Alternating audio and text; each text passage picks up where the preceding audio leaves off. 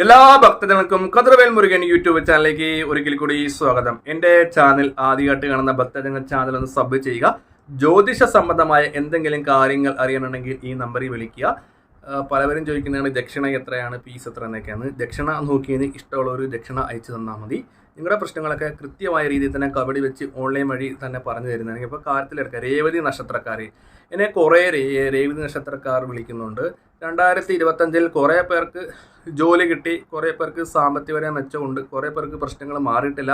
2023 തൊട്ട് കേൾക്കുന്നതാണ് രേവതി നക്ഷത്രം രക്ഷപ്പെടും, 2026 പ്രതീക്ഷയൊന്നും ഇല്ല എന്ന് പറയുന്ന രേവതി നക്ഷത്രക്കാരും ഉണ്ട്.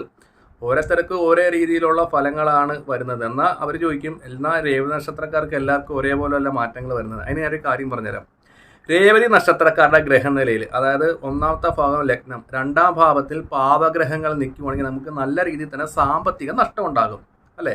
അതുകൊണ്ടാണ് ഞാൻ മിക്ക എല്ലാ നക്ഷത്രക്കാരോടും പറയുന്നത് നമ്മൾ നവഗ്രഹങ്ങളായിട്ട് ബന്ധപ്പെട്ട് നിൽക്കണം. നവഗ്രഹ ക്ഷേത്രത്തിൽ പോയി 9 വലത്ത് വെച്ച് നവഗ്രഹ അർച്ചനയോ പൂജയോ നമ്മൾ മാസത്തിൽ ചെയ്യണം. 9 ഗ്രഹങ്ങൾക്കും ബലം ഉണ്ടായെങ്കിൽ മാത്രമേ നമുക്ക് സാമ്പത്തികപരമായ പ്രതിസന്ധികൾ മാറി കിട്ടത്തുള്ളൂ.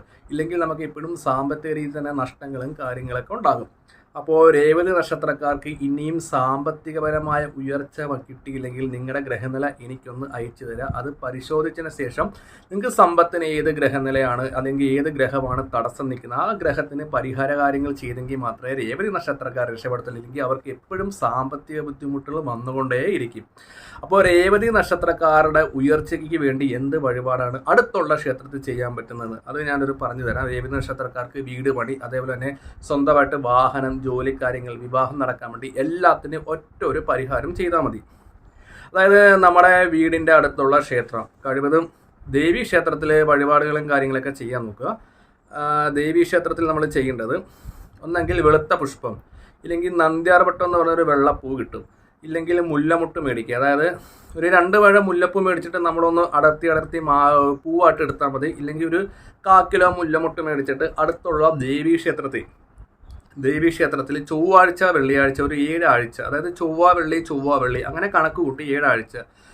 ഈ ചൊവ്വാഴ്ചയും വെള്ളിയാഴ്ചയൊക്കെ പറയുന്ന വഴിപാടുകൾ ജോലിക്കാരുണ്ടെങ്കിൽ ഞായറാഴ്ച ദിവസം ആഴ്ച ചെയ്താൽ മതി. ജോലി കളഞ്ഞും ഒരു വഴിപാടുകളും കാര്യങ്ങളും ചെയ്യേണ്ട. കാരണം ജോലി നമ്മൾ നഷ്ടപ്പെടുത്തി വഴിപാട് ചെയ്യുമ്പോൾ ആ പൈസ വീണ്ടും കുറവാകും, അല്ലേ?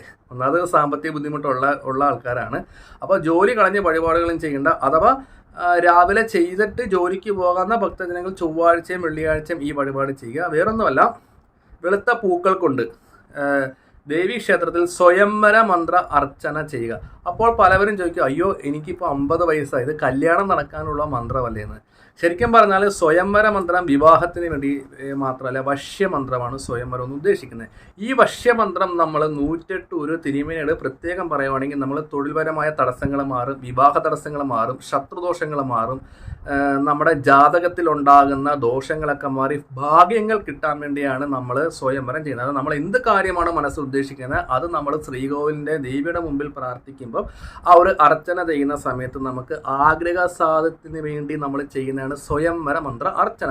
ഇത് കൂടുതലും നമ്മൾ ഉപയോഗിക്കുന്നത് വിവാഹത്തിന് വശ്യം ഉണ്ടാകാൻ വേണ്ടിയാണ്. അതായത് പെണ്ണ് കാണാൻ പോകുമ്പം സ്ത്രീക്കും പുരുഷനും പരസ്പരം ഇഷ്ടമുണ്ടാകാനും വിവാഹം നാലാദിക്കുന്നു വരാനും, അതുപോലെ തൊഴിൽപരമായ കാര്യങ്ങൾ, വിവാഹത്തിന് വേണ്ടി മാത്രമല്ല. സ്വയംവര മന്ത്രം, ആ മന്ത്രം മിക്കവർക്കും അറിയാം, അത് കേട്ടിട്ടുള്ളവർക്ക്. സകല ജംഗമ വസ്തു, അതായത് മന്ത്രം ഞാനിപ്പോൾ ചെല്ലുന്നില്ല, മന്ത്രം ചെല്ലേണ്ട ഒരു രീതികളുണ്ട് ശ്രീകോവിൽ, അതുകൊണ്ടാണ് ഞാൻ ചെല്ലിക്കേൽപ്പിക്കുന്നത്. സ്വയംവര മന്ത്രം അറിയാവുന്നവർക്ക് അറിയാം.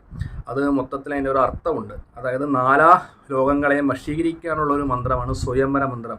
ഇത് ഏറ്റവും കൂടുതൽ വിവാഹം, ജോലി, നമ്മൾ ബാങ്കുകളിലൊക്കെ ലോൺ വെച്ചിട്ടുണ്ടെങ്കിൽ ആ മാനേജർക്കും ബാങ്കിലുള്ളവർക്കും നമുക്ക് മനസ്സ് തോന്നി ലോൺ തരാൻ വേണ്ടിയും, സാമ്പത്തിക ബാധ്യതകൾ നമ്മൾ ജോലി അന്വേഷിക്കണമെങ്കിൽ നല്ല ജോലി കിട്ടാൻ വേണ്ടിയൊക്കെയാണ് സ്വയംവര മന്ത്രം ഉപയോഗിക്കുന്നത്. നമുക്ക് വീട് പണിക്ക് ചില ആൾക്കാരോടൊക്കെ നമ്മൾ പൈസ ചോദിക്കുന്നത്, കടം ചോദിക്കുന്നത്, ആ പൈസയൊക്കെ കിട്ടാൻ വേണ്ടിയാണ് സ്വയംവര മന്ത്രം ഉപയോഗിക്കുന്നത്. അപ്പം രേവതി നക്ഷത്രക്കാർ 7 ആഴ്ചയോ 21 ആഴ്ചയോ സ്വയംവര മന്ത്ര അർച്ചന ചൊവ്വാഴ്ചയും വെള്ളിയാഴ്ചയും വെളുത്ത പൂക്കൾ കൊണ്ട് 108 തവണ ചെയ്യുക. ഇത് നമ്മുടെ സ്ഥാപനത്തിലോ നമ്മുടെ ഗ്രഹത്തിലോ ഈ പ്രസാദം വെക്കുക. അപ്പോൾ ജോലിക്ക് പോകുന്നവരൊക്കെ വേറെ സ്ഥാപനത്തിൽ വർക്ക് ചെയ്യുന്നവരാണെങ്കിൽ ബൈക്കിൻ്റെ ഫ്രണ്ടിലേക്ക് നമ്മൾ ബാഗിലോ വെച്ചാൽ മതി. എന്നിട്ട് വൈകുന്നേരം നമ്മൾ ഈ പ്രസാദം എടുത്ത് നമ്മുടെ വീട്ടിൽ വെച്ചാൽ മതി. അപ്പോൾ ഇത് ചെയ്യുന്നതുകൊണ്ട് രേവതി നക്ഷത്രക്കാരുടെ ജീവിതത്തിൽ തുടരെ നല്ല മാറ്റങ്ങളുണ്ടാകും, ഭാഗ്യങ്ങൾ തെളിയും. എന്നിട്ടും നിങ്ങൾ രേവതി നക്ഷത്രക്കാർ സാമ്പത്തികപരമായ ബുദ്ധിമുട്ടുണ്ടെങ്കിൽ നിങ്ങളുടെ ഗ്രഹനില എനിക്കൊന്ന് അയച്ചു തരാം. അത് പരിശോധിച്ചതിന് ശേഷം മാത്രം സമ്പത്തിൻ്റെ കാര്യങ്ങളെല്ലാം കൃത്യമായിട്ട് പറഞ്ഞത്. നിങ്ങൾ ഇത്രയും വയസ്സുണ്ടായിട്ട് ഇല്ലെങ്കിൽ 50 വയസ്സുണ്ടായിട്ട് രേവതി നക്ഷത്രക്കാർക്ക് വീട് വെക്കാൻ പറ്റുന്നില്ല, വാടക വീട്ടിൽ കിടക്കുന്ന ജോലിയില്ല, വാഹനങ്ങൾ പുതിയത് മേടിക്കാൻ പറ്റുന്നില്ല, എല്ലാ കാര്യങ്ങൾക്കും രേവതി നക്ഷത്രക്കാർക്ക് തടസ്സമുള്ളവർ ഈ നമ്പറിൽ ഒന്ന് വിളിക്കുക. നിങ്ങളുടെ പ്രശ്നങ്ങൾ ജ്യോതിഷപരമായി നോക്കി പരിഹാരം ചെയ്തു തരുന്നതാണ്. അപ്പോൾ വീഡിയോ ഇഷ്ടപ്പെട്ടെങ്കിൽ ലൈക്കും ഷെയറും ചെയ്യുക. ഞാൻ മറ്റൊരു വീഡിയോയിൽ വരുന്നതാണ്.